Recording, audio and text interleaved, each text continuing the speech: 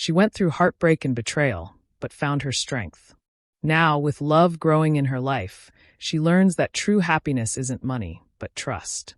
Even in joy, the past reminds her how far she has come, and what her heart finally deserves. The morning sun spilled over the sprawling Sterling estate like liquid gold, glinting off the marble fountains and polished steel gates.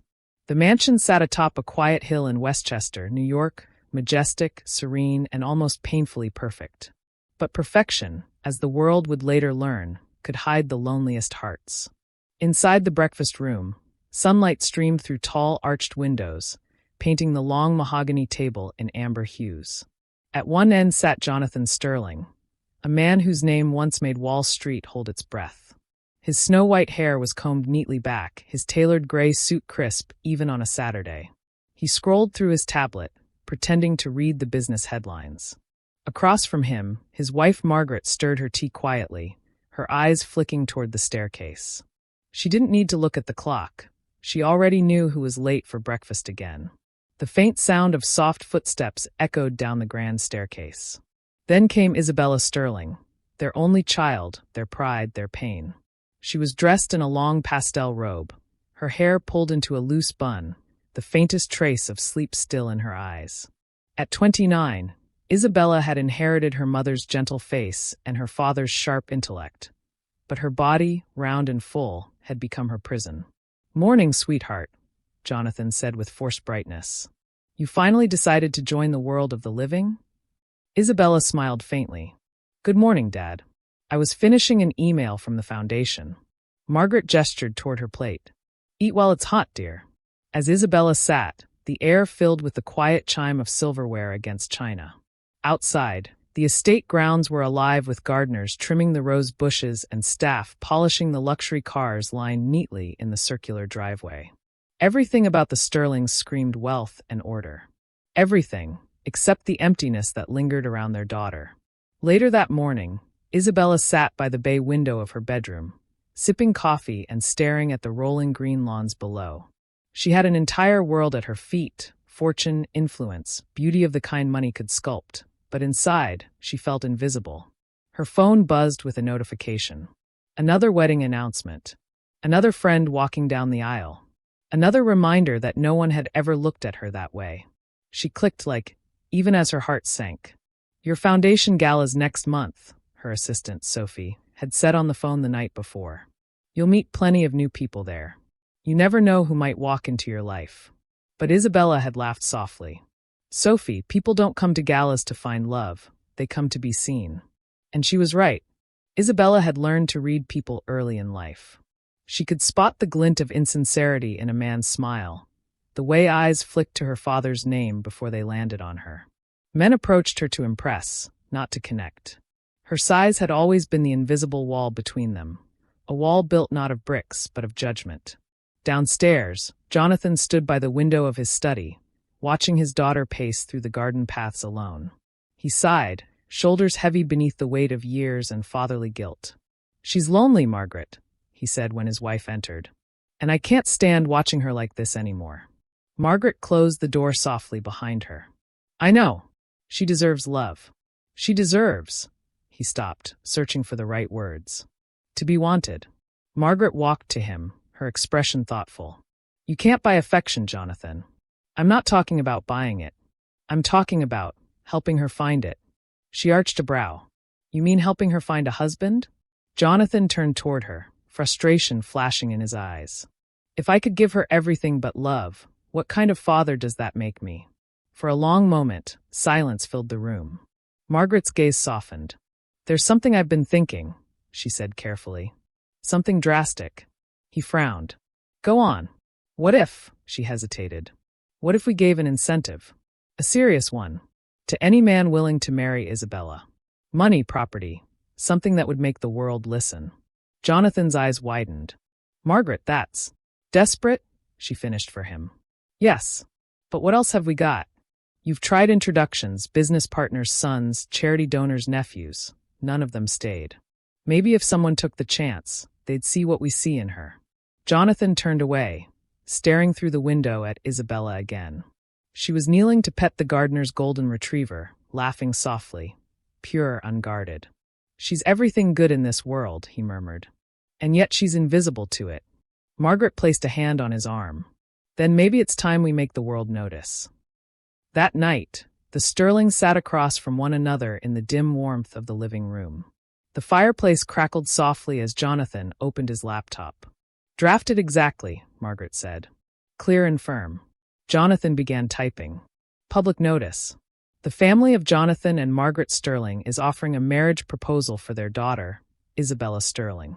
Any man of integrity willing to marry her shall receive the sum of $10 million and ownership of select real estate properties. The marriage, however, must last for a minimum of 15 years. Divorce or separation before this period will result in forfeiture of all assets. Interested individuals should apply with sincerity. Jonathan paused and looked up. It sounds cold, he said quietly. Margaret nodded. Then make it warmer. He adjusted the tone. Our daughter is a remarkable woman with a kind heart, a brilliant mind, and a soul worth knowing. This arrangement isn't about money. It's about finding someone who will see her for who she truly is. Margaret smiled faintly. Better. Jonathan hit save, but his heart ached as he did. 2 days later, the news exploded. Billionaire offers millions to man who marries his daughter. The headline was everywhere, on television, online, splashed across tabloids. Reporters camped outside the Sterling gates, drones hovered above the estate, and the family's PR team barely kept up. Inside, Isabella sat on the edge of her bed, her phone trembling in her hands. Dad, what did you do? Jonathan stood in the doorway, guilt etched into every line of his face. Bella, listen to me. They're calling me a transaction, she snapped, tears glistening in her eyes. Do you have any idea how humiliating this is? I didn't mean for it to sound that way, he said softly. I just wanted to sell me. Don't say that, Margaret interjected gently. It's not what your father meant. Then what did he mean? Isabella's voice broke. You think I can't find love without bribing someone? Bella, that's not fair, Jonathan pleaded. I'm trying to help. She looked at him, pain sharp as glass in her voice. The only thing this will do is attract people who see me as a payday. With that, she turned and stormed upstairs, slamming her door. For days, she refused to leave the mansion. Reporters lined the gates, shouting questions. Social media buzzed with cruel jokes and sympathy posts. Hashtag the billion-dollar bride trended for a week. But behind the noise, Isabella's world shrank into silence. She stayed by her window again, staring at the sky as if it held the answer to her existence. Then one evening, she heard a soft knock. Come in, she said flatly. Margaret entered, holding a small tray. Hot cocoa. Your favorite. I'm not hungry. Margaret set it down anyway. You know, when I met your father, I was working in a flower shop. He was rich, I was not. Everyone thought I married him for his money. Isabella turned slowly. Did you? Margaret smiled. No. I married him because he made me laugh when I had nothing. And that's the kind of love I want you to find. Isabella's voice softened. Then why the ad, Mom? Margaret sighed. Because sometimes life doesn't bring the right people to our door. Sometimes we have to shake the world a little. Silence stretched between them. Then Isabella asked quietly, what if shaking the world only brings vultures? Margaret smiled sadly. Then we'll protect you from them. That night, Isabella couldn't sleep. She sat by her mirror, staring at her reflection. The same round face, the same soft frame, the same eyes that never quite sparkled anymore. She whispered to herself, I'm not a prize to be won. But deep inside, a small, trembling voice asked, then why does love feel so far away? Days later, the first applicants arrived. Some were charming, some were shameless. One man bragged about his cars, another about his ambition to care for a woman like her. Isabella endured the parade of pretenders, her politeness wearing thin. Until one afternoon, a man walked into the Sterling study with quiet confidence. He was tall, striking, dressed modestly but with natural charm. His smile was disarming, his tone smooth. Good afternoon, he said, extending his hand toward Jonathan. My name is Darius Colford. I'm not here for the money. I'm here because I believe your daughter deserves more than mockery. She deserves loyalty. Jonathan studied him closely. Margaret watched silently. And upstairs, unaware of the storm her life was about to enter, Isabella stood before her mirror again, whispering to her reflection, "Maybe someone will finally see me." Little did she know, the man who would soon call her wife carried a shadow darker than she could imagine. The city of Atlanta hummed like a restless engine. Neon signs blinked over the narrow streets, food vendors shouted over the noise, and cars glided past like streaks of silver under the evening glow. Somewhere in a modest apartment above a pawn shop, Darius Colford sat hunched over a cracked phone screen, scrolling through the headline that would soon change his life. Billionaire offers $10 million for daughter's hand in marriage. He read it twice, then a third time, lips curling into a slow, deliberate smile. 10 million, he whispered. 15 years. That's 1 point something a year. His roommate, Terry Lewis, snorted from across the room. You? Marry a billionaire's daughter? Come on, D. You can barely commit to a gym membership. Darius leaned back in his chair, running a hand over his jaw. This isn't about commitment, Terry. It's about strategy. Terry tossed a basketball between his hands. Strategy? Bro, they said 15 years. That's half a lifetime. Not if she doesn't make it that long. The ball froze midair. Terry's grin faded. What's that supposed to mean? Darius turned toward him, eyes cold and sharp. It means, if someone were smart enough, patient enough, they could handle this like a business deal. 2 years, maybe 3, and then... He tapped his temple lightly. A tragic accident. Heart failure. Poison, maybe. Nothing traceable. Terry blinked. Man, you're crazy. Am I? Darius smirked. Think about it. I marry her, play the good husband, get the properties in my name, and after she's gone, I'm a rich widower. No one questions grief when you've got tears and money. Terry looked uneasy. That's cold, D. Darius shrugged. Cold doesn't pay rent, my friend. The next morning, Darius shaved, polished his shoes, and put on his best suit, a navy blue blazer he'd bought for a job interview 2 years ago and never worn again. He stood before the mirror, rehearsing his smile. Charming, humble, confident, he told his reflection. You're not a predator, you're an opportunity. He practiced a soft laugh, one that sounded sincere but stayed far from his eyes. Then he printed a resume, though he knew the Sterlings wouldn't care about his job history. Only the story he told. By noon, he was on a flight to New York. The Sterling mansion stood as imposing as the photos he'd seen online. Ivory columns stretched into the sky, and the gates gleamed like a promise of another world. A world where people like Darius were never meant to belong. But that didn't stop him. A chauffeur escorted him up the gravel driveway to the main entrance. He took in everything. The manicured hedges, the marble lions guarding the doors, the faint scent of lavender drifting from the garden. Inside, Jonathan Sterling sat waiting with his wife, Margaret, both studying Darius like investors appraising a risky venture. He smiled politely. Mr. and Mrs. Sterling, thank you for seeing me. Jonathan gestured to the chair across from him. You're Darius Colford, correct? From Georgia. Yes, sir, Darius said smoothly. Born and raised. And what exactly brings you here? Margaret asked, folding her hands neatly. Darius took a careful breath, his tone steady. I read about your daughter's story. And while I can't deny the attention it's received, I came here for a different reason.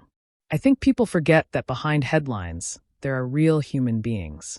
I'd like the chance to meet your daughter, not as a billionaire's heiress, but as a woman. Margaret glanced at Jonathan, who raised an eyebrow, impressed despite himself. You seem confident, Mr. Colford. Not confident, Darius replied softly. Just honest. Jonathan studied him for a moment longer, then said, We'll see about that. Isabella Sterling had no interest in meeting anyone that day. She'd told her parents exactly that. But curiosity has a way of sneaking in, even through locked doors. She found herself standing at the top of the grand staircase, peering down at the stranger sitting across from her father. He was handsome, tall, dark-skinned, with a calm composure that seemed almost rehearsed. When their eyes met briefly, he smiled, just enough to seem kind. Something about that smile disarmed her. Margaret looked up. Isabella, dear, come join us. Reluctantly, she descended the stairs. Each step felt like a test. Mr. Colford, Margaret said, this is our daughter, Isabella. Darius rose quickly. It's a pleasure to meet you, Miss Sterling. Isabella, she corrected gently. Isabella, he repeated, his voice soft but deliberate. You have a beautiful home. Thank you, she said, offering a small smile. Though lately, it feels more like a museum with too many visitors. Jonathan chuckled awkwardly. Darius smiled again, reading the tension perfectly. Then maybe it's time to open a new exhibit, he said. Her laughter, unexpected, genuine, filled the room. Jonathan and Margaret exchanged a glance. For the first time in weeks, they saw their daughter smile without effort. Later that evening, after Darius had left, Isabella sat in her room, lost in thought. He was different, or at least he seemed different. Unlike the others, he hadn't fumbled for words or complimented her wealth. He spoke to her like she was a person, not a headline. Downstairs, Jonathan poured a glass of scotch. He's smoother than most, he said. But I can't shake the feeling that he's performing. Margaret nodded thoughtfully. Maybe. Or maybe he's just trying hard. Trying hard is one thing, Jonathan said, setting down his glass. Being too good to be true is another. In Atlanta, Terry sat on his couch, watching the live news stream showing Darius leaving the Sterling estate. Damn, he actually did it, he muttered. He called Darius immediately. So, how'd it go, man? Darius's voice on the other end was smooth, confident. Like butter, my friend. The parents love me, the daughter's curious, and the door's open. All I have to do now is walk through. And then, Darius's tone darkened. And then, I make her fall so deep, she won't see the knife coming. Days turned into weeks. Darius kept showing up. At Isabella's charity events, her art workshops, even casual brunches with her parents. He laughed at her jokes, listened intently to her ideas, and mirrored her passions so perfectly it almost seemed uncanny. The staff adored him.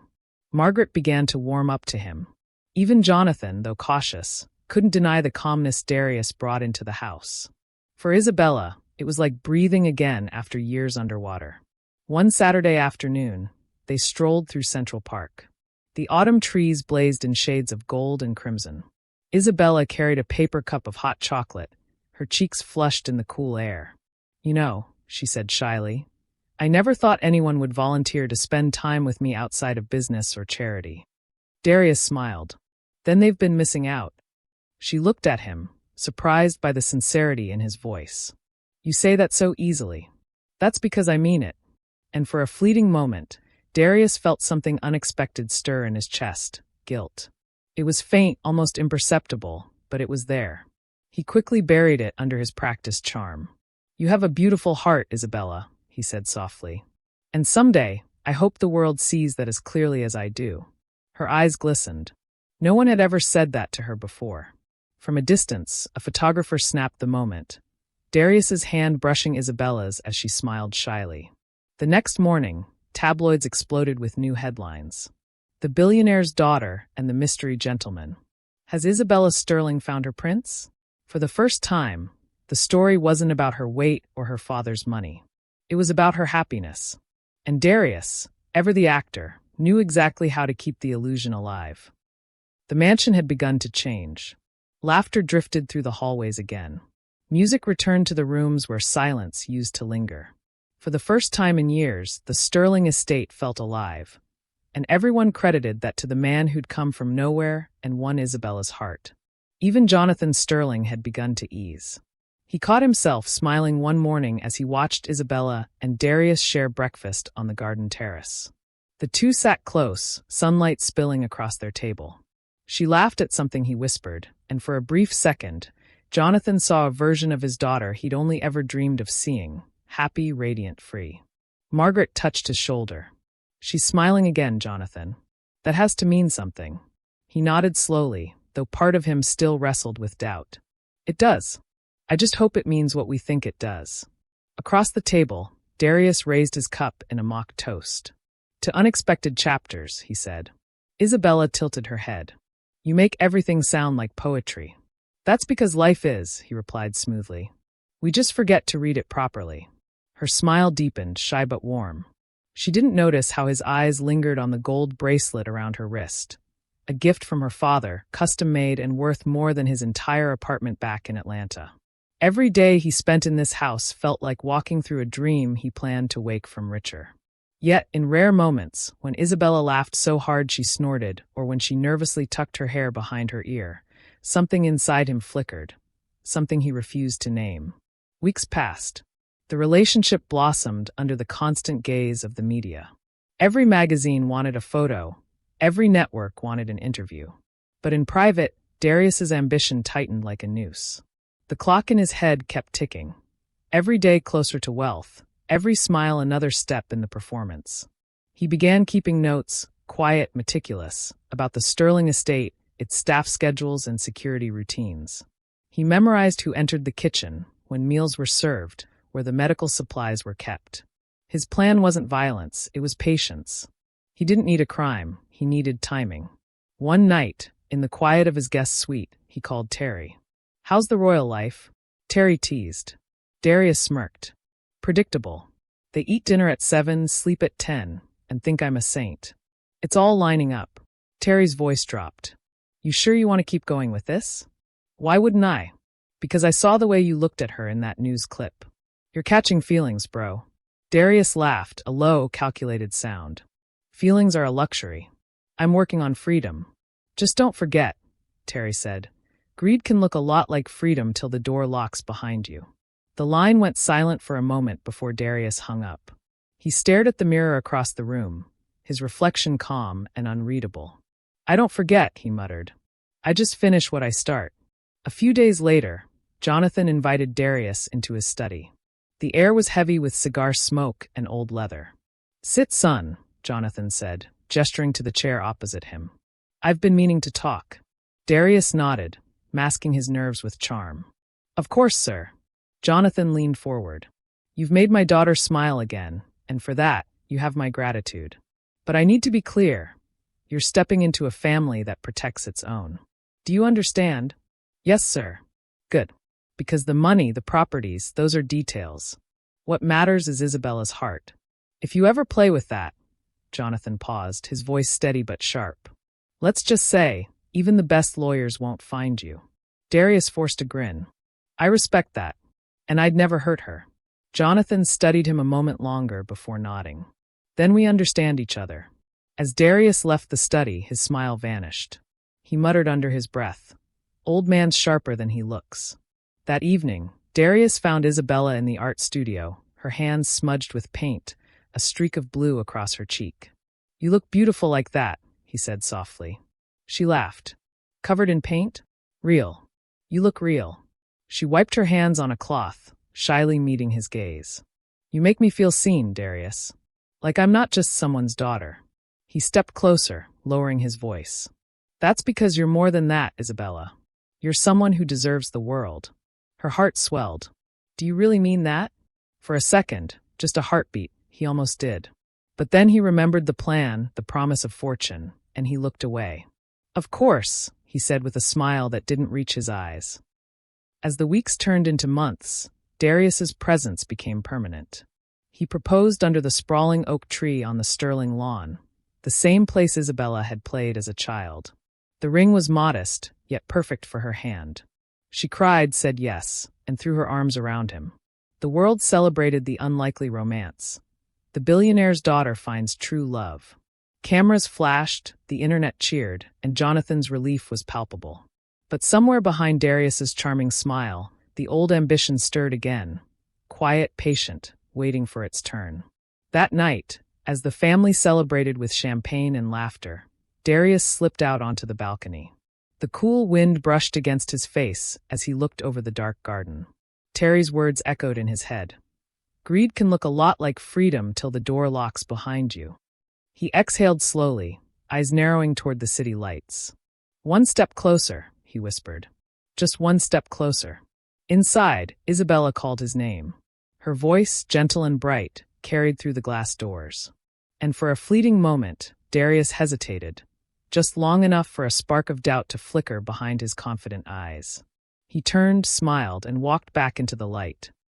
The first 2 years of marriage unfolded like a movie montage. Lavish charity galas, magazine spreads, and quiet evenings in the glass-walled mansion overlooking the Hudson River. To the world, Darius and Isabella Sterling were the picture of love and privilege. But inside the house, the air had changed. The staff whispered that Mr. Sterling's son-in-law never smiled with his eyes anymore. Isabella still glowed, but behind Darius's perfect gestures, opening doors, kissing her hand, there was something rehearsed, something hollow. He spent nights in the study, staring at ledgers and bottles, the flicker of candlelight dancing across his tense jawline. Sometimes Isabella would appear in the doorway, soft in her nightgown, concern creasing her brow. "Darius," she'd whisper, "come to bed.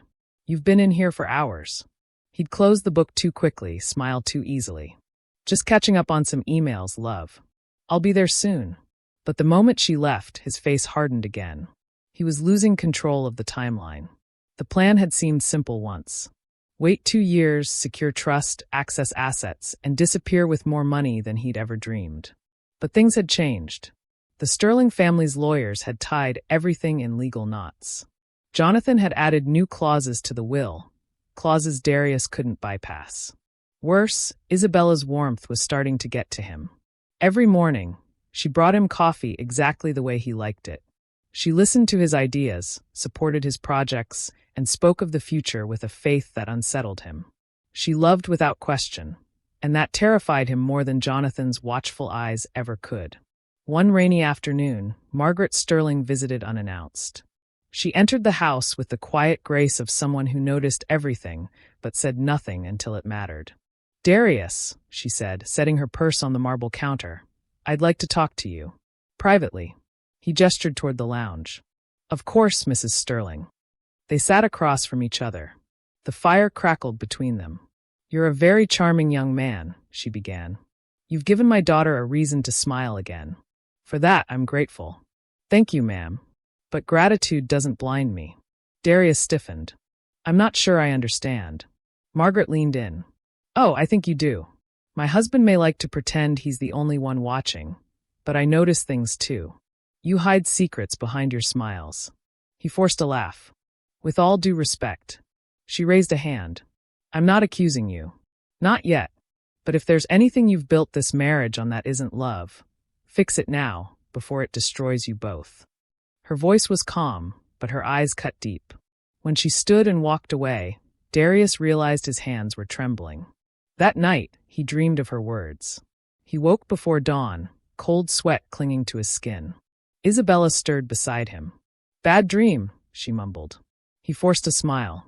"Nothing serious." But as he lay awake, staring at the ceiling, he felt the walls closing in, not from guilt alone, but from something heavier. 2 weeks later, the cracks began to show. It started with the car brakes. Darius had arranged for routine maintenance on Isabella's SUV, a simple service he'd insisted on handling personally. But when the mechanic returned it, he mentioned something odd. "Your wife said she heard a grinding sound, sir. But the pads were brand new. Someone must have replaced them recently, wrongly, I might add." Darius froze. "Replaced them?" "Yes, sir. Didn't look like factory work. Maybe a mistake." That night, as he watched Isabella drive the same car into the garage, his stomach twisted. The plan, once so clean, was now turning back on him. Every step he took seemed to echo too loudly. Every shadow looked like a witness. Jonathan Sterling grew more protective. He'd begun to run background checks quietly, hiring private investigators under fake names. He told no one, not even Margaret. One afternoon, he called Darius into his office. "Have a seat," Jonathan said without looking up from his computer. Darius obeyed. "You've done well for the family," Jonathan began. "But I've learned something interesting. Before you married my daughter, you had debts. Big ones. And a friend named Terry who's currently under federal watch for fraud." Darius froze. Jonathan finally met his eyes. "Would you like to tell me why my daughter's husband had conversations with a man the FBI is monitoring?" There was no air left in the room. Darius swallowed. "It was a mistake from before I met her. I've cut ties completely." Jonathan's expression softened, but not by much. "Then I suggest you keep it that way. If I find you lying again, I'll ruin you before the police ever get the chance." He dismissed him with a flick of the wrist. Darius walked out, rage and fear boiling beneath his calm exterior. Later that evening, Isabella found him sitting by the window, staring at the city lights. "Darius?" she asked softly. "What's wrong?" He looked at her for a long time, almost forgetting the act. "You really love me, don't you?" She smiled. "Of course I do. Why would you even ask that?" He exhaled, rubbing his temples. "Sometimes I just wonder if I deserve it." She walked to him, wrapping her arms around his shoulders. "You don't have to deserve love. You just have to let it in." For the first time, his eyes burned, not with ambition, but with something dangerously close to regret. In the weeks that followed, strange things kept happening. Documents went missing from his drawer. A security guard mentioned seeing someone like him walking in the basement late at night, only he'd been asleep upstairs. And then came the anonymous letter. He found it on his desk, sealed with no name. Inside was a single typed line. "The truth always finds its way home." That night, unable to sleep, Darius stepped out into the garden. The air was thick with silence. He looked up at the mansion's glowing windows, each one holding a piece of the lie he'd built. For the first time, he wondered whether the house itself knew what he'd done. The days that followed felt haunted. Not by ghosts, but by the weight of truth creeping closer. Darius tried to bury himself in routine.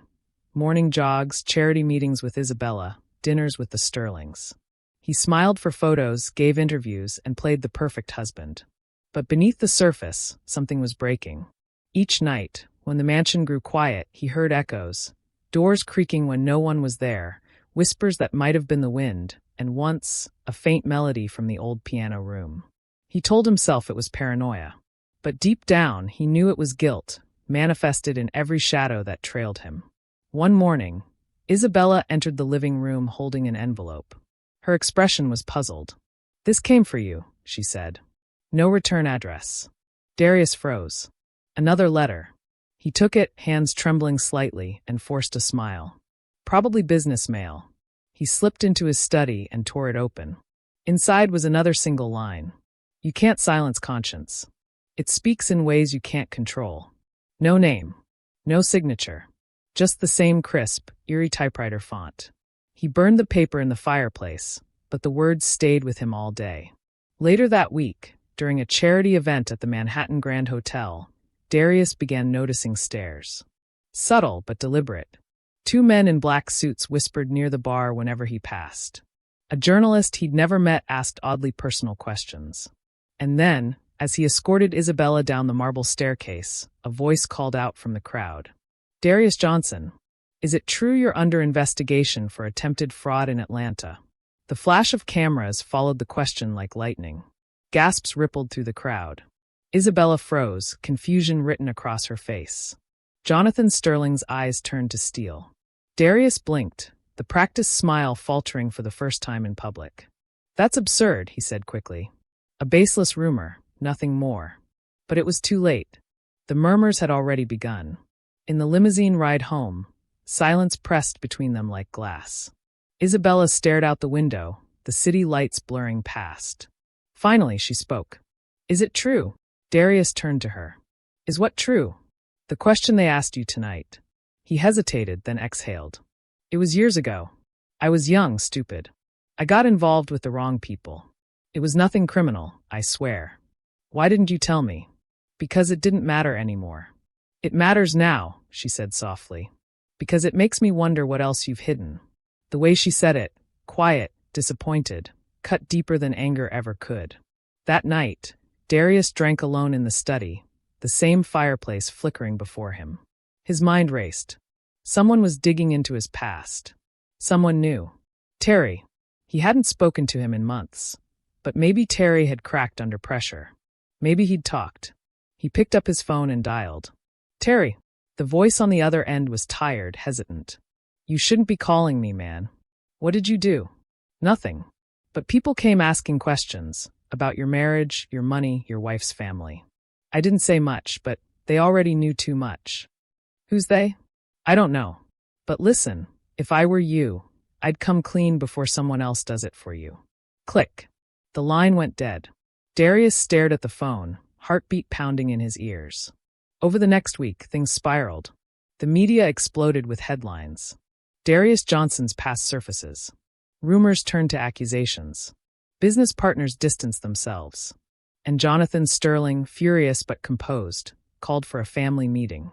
They sat in the grand dining room, Jonathan at the head, Isabella beside him, Margaret calm but cold. Darius stood opposite them, hands clasped behind his back, every inch the polished liar. Jonathan began, "I've given you chances, son. More than you deserve. But I can't ignore what's coming to light. Debt records, suspicious accounts, inconsistent statements." "Those are misunderstandings," Darius insisted. Jonathan's voice hardened. "You've lied enough. I have men tracing every cent connected to you.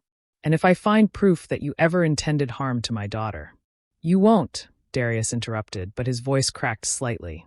Jonathan slammed his hand on the table. "Do not interrupt me." The room went silent except for Isabella's quiet breathing. Jonathan's next words were colder than marble.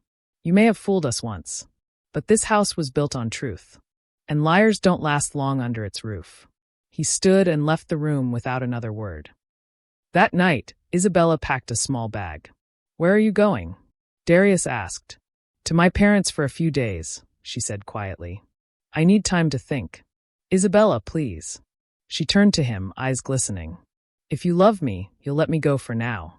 He reached out, but his hand fell to his side. "I never meant to hurt you. I wish I could believe that."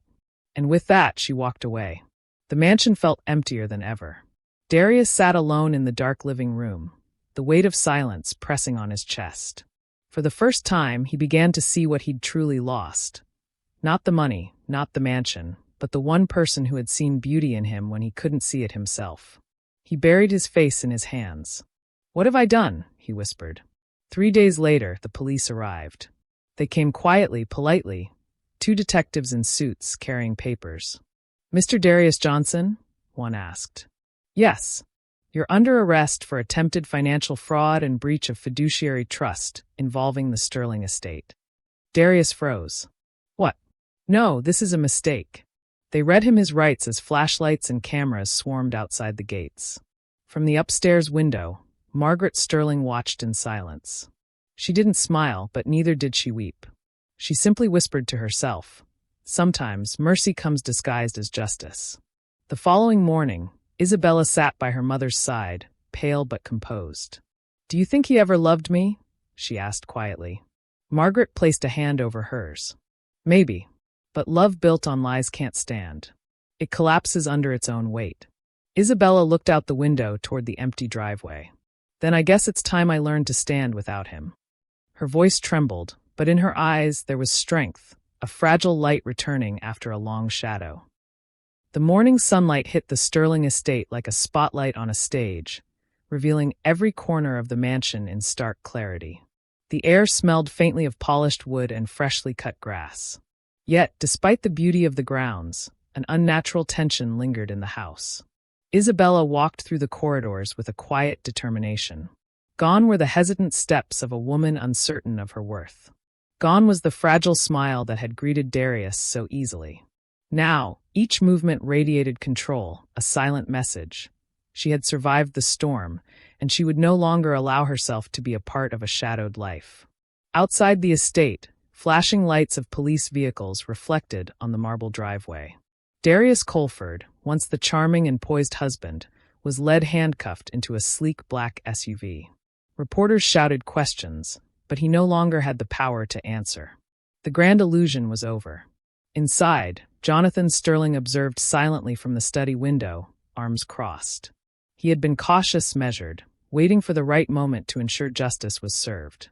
Margaret stood beside him, eyes soft but steady. She placed a hand on Jonathan's shoulder.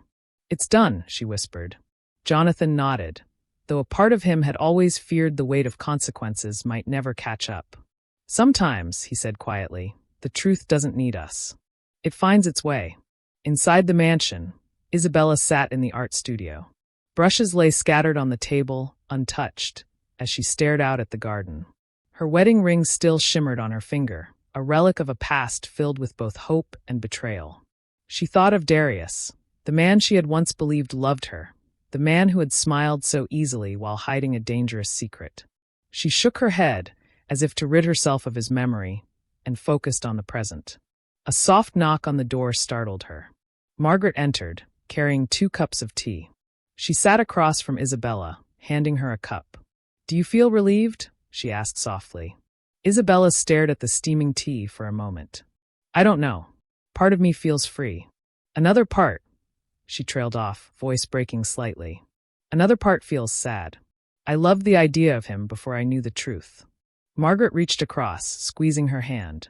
That's normal. Loving someone doesn't disappear because they've failed you. But what matters is the choice you make now. Isabella nodded, drawing strength from her mother's words. Then I choose to move forward. To myself. Meanwhile, in the detention center, Darius sat alone in a small, dimly lit room. The weight of his actions pressed down on him, heavier than any plan or ambition could have anticipated. For the first time, the calculated charm and meticulous strategy were meaningless. He replayed every smile he had given Isabella, every word he had whispered, every lie he had crafted. And now, stripped of freedom, he realized that the illusion had never been enough. A guard entered, handing him a small envelope. He opened it carefully, expecting more legal notices. Instead, he found a photograph. Isabella smiling, radiant, standing by the oak tree where he had once proposed. No note. No threat. Just the image of someone who had reclaimed her life. Something inside him shattered. Not anger. Not greed. But regret. Back at the mansion, life slowly began to return to its natural rhythm. Staff whispered less, cameras retreated, and the world outside slowly forgot the scandal. But inside, Isabella's world felt renewed. She spent her mornings painting, her afternoons tending to the estate's charitable initiatives, and her evenings in quiet reflection. One afternoon, while arranging flowers in the garden, she noticed a figure approaching through the long avenue of hedges. It was Nicholas Hart, a family friend who had always quietly admired her resilience. His smile was genuine, and he carried no pretense, no hidden motives. Isabella, he said softly, bowing his head slightly. I heard about everything, and I wanted to make sure you're all right. She looked at him, her eyes steady. I'm learning to be. Nicholas stepped closer, his presence calm and reassuring. If you want, I can help. Not with wealth, not with status, just with friendship. Whatever you need. For the first time in years, Isabella allowed herself to feel a spark of hope. Not the thrill of superficial charm, but the warmth of genuine care. That evening, Isabella stood at the balcony overlooking the Hudson, the skyline glimmering with countless lights. She felt the wind against her face, a reminder that the world was vast, full of possibilities, and not all of them were tainted by betrayal. Margaret joined her silently, placing a comforting hand on her daughter's shoulder. You've endured so much, she said. And yet, here you are, still standing. Isabella nodded. I've learned that love isn't about wealth or status. It's about trust, respect, and seeing someone truly for who they are. Her eyes drifted to the horizon. Somewhere out there, life waited to reward courage, honesty, and strength. And for the first time, she truly believed she could embrace it. Meanwhile, Darius awaited his trial. His carefully constructed life lay in ruins. The evidence against him was overwhelming, his deceit undeniable. Yet even in the shadow of justice, he remained haunted by Isabella's smile, the one he could never reclaim. He had gambled with her trust, her heart, and the law. And now, stripped of all illusions, he faced the undeniable truth. Ambition without integrity always collapses under its own weight. The mansion's halls were quiet that night, but Isabella felt alive. Her laughter returned naturally, her steps light, and her heart open once more. The shadow of Darius's betrayal still lingered, but it was fading. For the first time, she realized, the richest fortune in the world wasn't the sterling estate, or money, or jewels. It was freedom, freedom to love, to trust, and to live without fear. And she was ready to claim it. The courthouse was a cathedral of cold marble and whispered tension. Reporters crowded every corner, cameras flashing like lightning as Darius Colford was led inside. Inside the courtroom, the atmosphere was thick. The judge's gavel struck like a drumbeat of inevitability. Darius sat at the defendant's table, hands cuffed, eyes darting between the stern faces of the prosecution and the Sterlings, who watched in quiet anticipation. Jonathan Sterling sat rigidly, Margaret beside him, her hands folded, lips pressed tight. Isabella, now composed and dignified, observed silently from the gallery, a presence that radiated quiet strength. She no longer appeared as the vulnerable, naive bride from 2 years ago. She was a woman hardened by betrayal, but enlightened by survival. The prosecution laid out every detail of Darius's deception.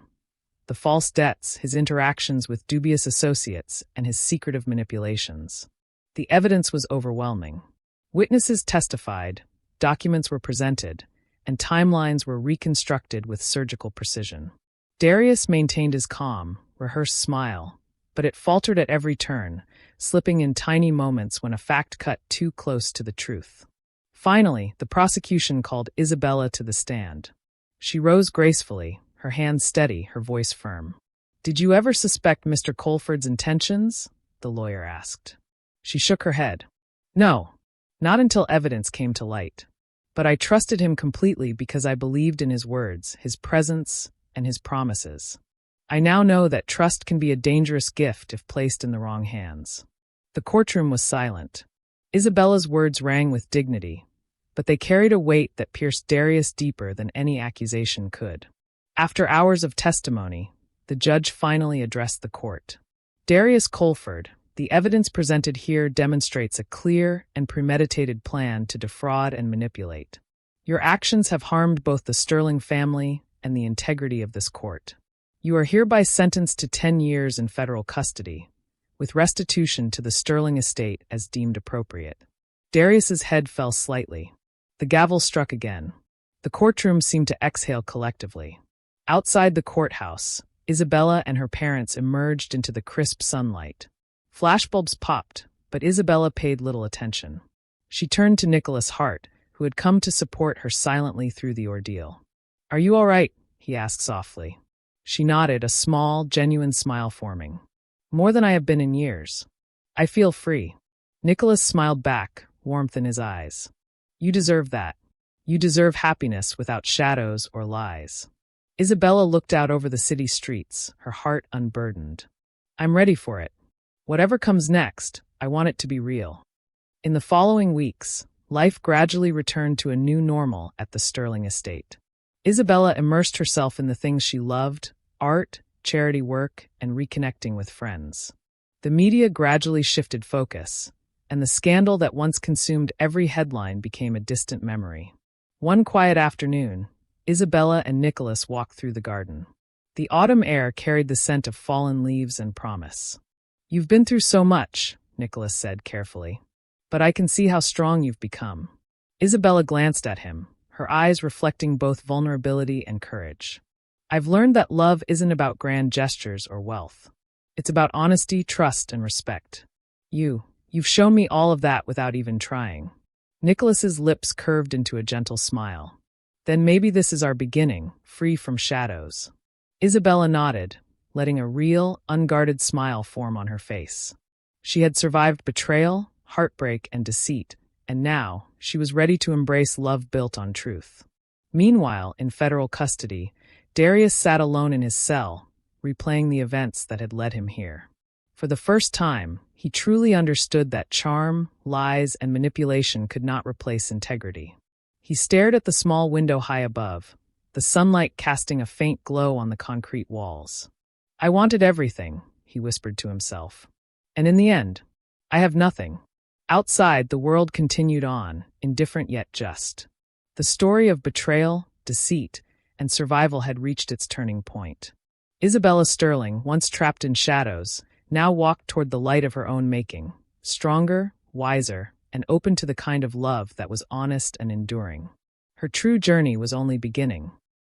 The morning sun filtered through the wide windows of the Sterling estate, casting a warm golden glow across the hardwood floors. Birds chirped in the garden outside, their melodies echoing like a subtle symphony of renewal. For the first time in years, Isabella woke without the shadow of betrayal weighing on her heart. She stretched slowly, feeling the sunlight on her face, and smiled. It was a smile that belonged solely to her, a smile free from expectations, deception, or pretense. Downstairs, the estate hummed with life. Staff moved quietly through their tasks, but there was a new air of calm in the house. The tension that had once gripped the mansion was gone, replaced by the gentle rhythm of routine and sincerity. Isabella poured herself a cup of coffee, savoring the aroma. She glanced out at the garden, where autumn leaves swirled in the wind, and felt a lightness she hadn't known for years. Nicholas Hart arrived shortly after breakfast. He was a steady presence, unassuming yet unwavering, a friend who had never hidden behind charm or ambition. "Good morning," he said softly, a warm smile tugging at his lips. "Good morning," Isabella replied, her voice lighter than it had been in months. They walked together through the estate's sprawling gardens. The trees were ablaze with gold and crimson, their leaves rustling like applause in the breeze. "I miss this," Nicholas said. "Just walking, talking, without everything else pressing down." "Me too," Isabella admitted. "I've spent so much time trying to navigate other people's expectations. I forgot what it was like to simply live." Nicholas stopped at a low stone wall, letting her take a seat. He stood beside her, hands in his pockets, and watched her quietly, allowing the moment to linger without words. Over the next few weeks, Isabella embraced her independence. She reopened her art studio, inviting young artists to join her workshops. She volunteered at local charities, focusing on causes close to her heart. And perhaps most importantly, she began to trust herself again, trusting her instincts, her judgment, and her ability to choose happiness. Nicholas remained a constant presence, offering support without pressure, friendship without expectation. And slowly, Isabella began to feel something she hadn't dared to feel in years: hope. One crisp afternoon, they sat under the sprawling oak tree where Darius had once proposed. Isabella traced her fingers along the rough bark, feeling the solidity of the tree beneath her hand. "This tree has seen so much," she said softly. "Joy, laughter, heartache. It's a witness to everything." Nicholas glanced at her, eyes gentle. "And you? What do you feel?" She hesitated, then exhaled slowly. "I feel alive, and ready to open my heart again. But cautiously." Nicholas smiled. "That's all I could ever ask." One evening, Isabella hosted a small gathering of close friends and family in the estate's garden. Twinkling lights hung from the trees, casting a soft glow over the tables. There was music, laughter, and a sense of serenity that had once seemed impossible in this house. Nicholas found her near the fountain, where the water shimmered under the lights. "You've transformed this place," he said. "It feels like home again." She laughed lightly. "Home isn't just the house. It's everything you bring into it. And the past doesn't have to define the present." Nicholas nodded. "I'm glad you see that. Because I've always admired your strength, Isabella. More than anyone else ever could." Her heart stirred at his words, but she remained composed. "Thank you, Nicholas. That means more than you know." Days turned into weeks, and Isabella's confidence blossomed. She was no longer the woman who had relied on wealth or appearances to define herself. She was her own person, bold, compassionate, and self-assured. And amidst this renewal, Nicholas's quiet presence evolved into something deeper. He didn't need to impress her with grandeur or promises. He simply existed in a way that felt safe, genuine, and unwavering. One late afternoon, while walking along the riverbank, Nicholas reached for her hand.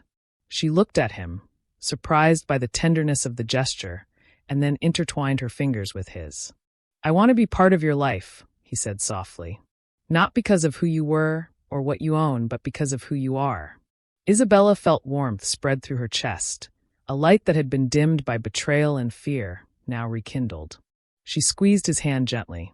"I'd like that," she whispered. "I'd like that very much."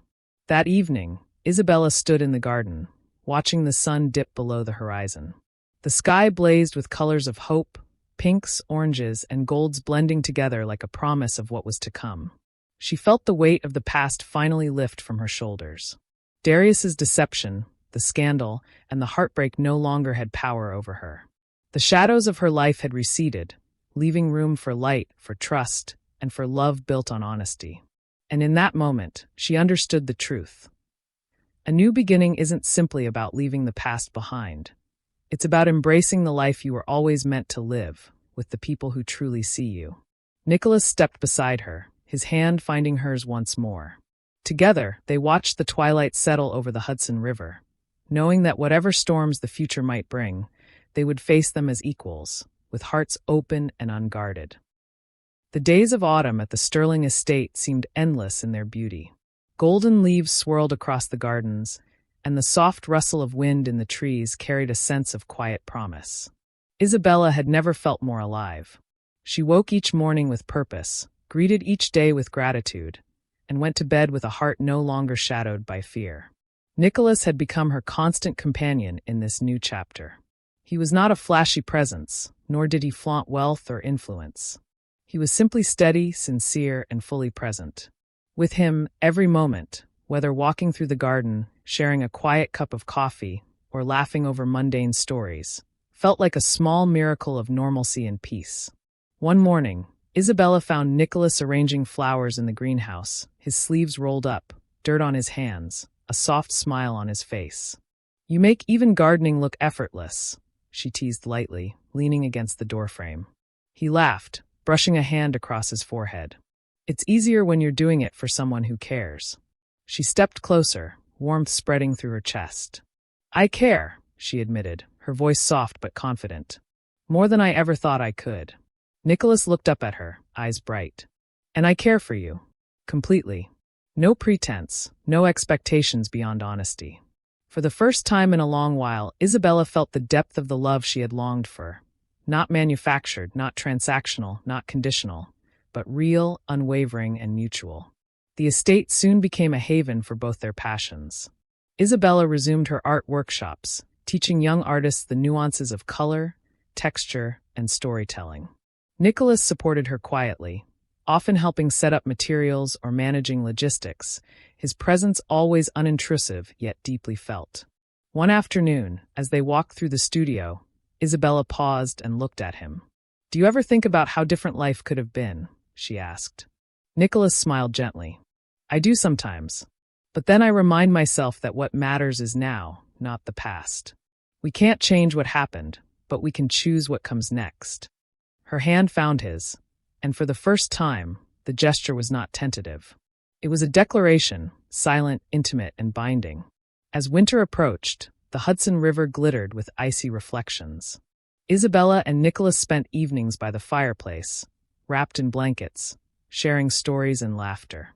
The mansion, once filled with tension and deception, now resonated with warmth, trust, and gentle companionship. One snowy evening, Nicholas handed Isabella a small velvet box. She raised an eyebrow, curiosity flickering in her eyes. "It's not grand," he said softly. "It's just me offering myself honestly. If you'll have me." Her breath caught as she opened the box to reveal a delicate, handcrafted ring, simple, elegant, and perfect. I don't know what to say," she whispered, tears glimmering in her eyes. "Then say yes," he replied, his voice steady, sincere. "Say yes to a life built on truth, love, and partnership." Isabella laughed through her tears, overwhelmed with emotion. She nodded, slipping the ring onto her finger. "Yes," she said simply. The snow fell softly outside as they embraced by the fireplace, the warmth of their connection radiating into every corner of the room. No cameras, no headlines, no wealth or status. Just two hearts meeting as equals, ready to build a life founded on authenticity. For Isabella, this was more than love. It was freedom realized, a journey from betrayal to empowerment, from shadows to light. She had survived deceit, endured heartbreak, and now, she thrived in the warmth of genuine affection. The next morning, Isabella walked through the gardens alone for a moment, tracing her fingers along the familiar oak tree. Memories of Darius's betrayal surfaced briefly, but they no longer carried power over her.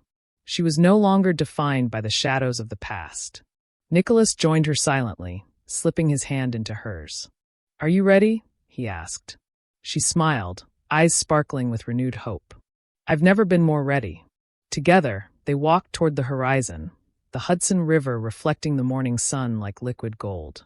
Every step was a promise of honesty, joy, and love untainted by greed or deceit. The shadows of the past had faded completely. The future stretched wide, inviting and bright. And Isabella Sterling, once trapped in doubt and fear, finally embraced her new beginning, one built on trust, true affection, and the courage to love again. The spring sun warmed the Sterling estate in a soft, golden glow, casting long shadows across the gardens that had once been silent with tension. The air was fragrant with blooming flowers, roses, lilies, and tulips swaying gently in the breeze. Life had returned to the mansion, not as a gilded facade, but as a home built on trust, freedom, and love. Isabella walked barefoot along the garden paths, her hair catching the sunlight in gentle waves. She breathed deeply, savoring the scent of earth and flowers, a luxury she had once taken for granted. Every corner of the estate now resonated with laughter, music, and the warmth of people who cared for her as she truly was. Nicholas Hart followed her quietly, carrying a basket of freshly picked flowers. He handed them to her with a soft smile. "For you," he said simply. Isabella laughed lightly. "You're impossible." "Maybe," he replied, shrugging, "but impossible in a good way." She smiled at him, the bond between them no longer tentative or cautious. It was steady, built over months of shared moments, honesty, and mutual respect. Meanwhile, Darius Colford's life had reached its inevitable conclusion. His sentence in federal custody was ongoing, and the legal system ensured that he could not harm anyone again. Letters from the Sterling estate no longer reached him, and the photographs he had once coveted, Isabella smiling, thriving, and free, served as a constant reminder of what he had lost. In a rare moment of introspection, Darius realized that ambition without integrity was hollow. Wealth, charm, and manipulation had brought him nothing but isolation and regret. He was left with nothing but time to reflect on the choices that had led to his downfall. Back at the estate, Isabella had begun preparations for a small, intimate celebration, a gathering not of grandeur or pomp, but of genuine connection.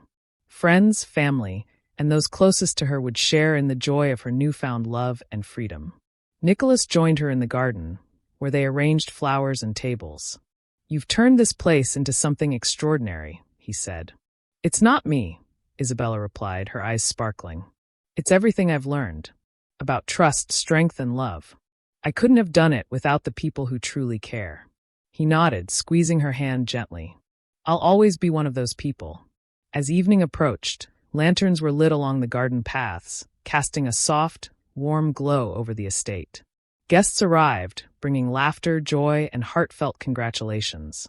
Isabella moved through the crowd, her eyes shining with gratitude and freedom. When Nicholas stepped forward to join her, she felt a flutter of anticipation, a feeling of certainty, not fear. He took her hand, and together they faced the gathered friends and family. "I know we've all been through a lot," Nicholas began, his voice steady and sincere. "But what matters now is what we choose to build together. Isabella and I have chosen honesty, trust, and love, and we hope you'll continue to share in that journey with us." Isabella smiled, her heart full. "We've learned that happiness isn't given, it's created. And we're ready to create it together." The night unfolded like a dream. Music floated across the garden, laughter echoed through the trees, and the stars above reflected the warmth in every heart present. Isabella danced with Nicholas under the soft glow of lanterns, their movements effortless and natural, a testament to the bond they had nurtured over time. For the first time in her life, Isabella felt completely safe in love, free from deception, betrayal, and fear.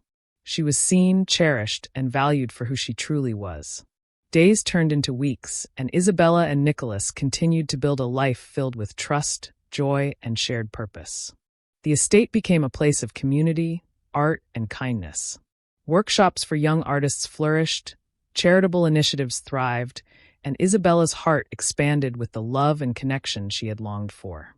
Through it all, she remained conscious of the journey that had brought her here, the shadows she had endured, the heartbreak she had survived, and the lessons that had shaped her into the woman she had become. One quiet morning, as Isabella and Nicholas walked along the riverbank hand in hand, the sunlight sparkling across the Hudson, she turned to him with a soft smile.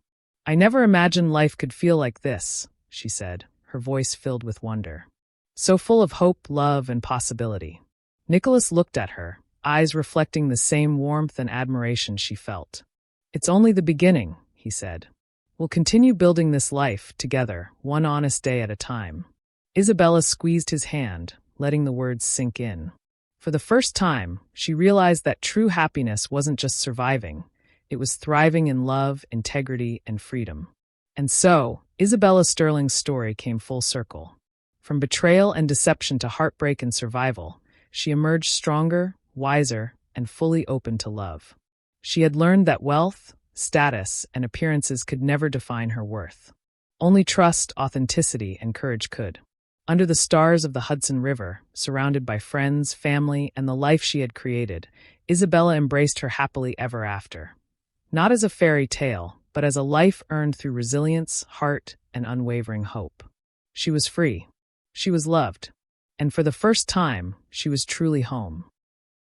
The Hudson River shimmered under the soft light of the late afternoon sun, reflecting gold and rose hues across the Sterling estate. The mansion, once heavy with shadows and deceit, now felt alive, radiant with laughter, music, and the subtle hum of genuine happiness. Isabella stood on the balcony, looking out at the gardens below. The flowers were in full bloom, their colors vibrant against the green lawns. She inhaled deeply, feeling the warmth of the spring air fill her lungs. For the first time in years, her heart felt unburdened. Free. Whole. Nicholas appeared beside her, silently slipping his hand into hers. Their fingers intertwined naturally, a simple gesture that carried all the trust, care, and love they had nurtured over months of shared life. "You're quiet," he observed softly. "I'm just grateful," Isabella replied. Her eyes softened as she glanced at him. "Grateful that everything I've been through led me here. To this moment. To you." Nicholas smiled, leaning close. "I've never been more certain of anything," he said. "We've built something real, Isabella. Something worth holding on to." Far away, in a federal facility, Darius Colford sat alone in his cell, the hum of fluorescent lights echoing against concrete walls. He traced the edges of his hands, thinking of Isabella, the woman he had deceived, the heart he had betrayed. For the first time, he understood the full weight of his actions. No charm, no wealth, no clever manipulation could undo what he had done. Ambition without integrity had left him empty, and the only thing he could feel was regret. He closed his eyes, knowing that Isabella's life had moved on without him. And perhaps that was how it should be. Back at the estate, Isabella had transformed her life in ways she had never imagined. The art workshops she ran flourished, bringing together young talents who learned not only skills but the courage to pursue their dreams. Charitable initiatives she championed thrived, touching countless lives. Nicholas, steadfast and unwavering, remained by her side, not as a savior, but as a partner. Together, they had built a life of honesty, love, and shared purpose. On a quiet evening, Isabella stood in the garden under a canopy of stars.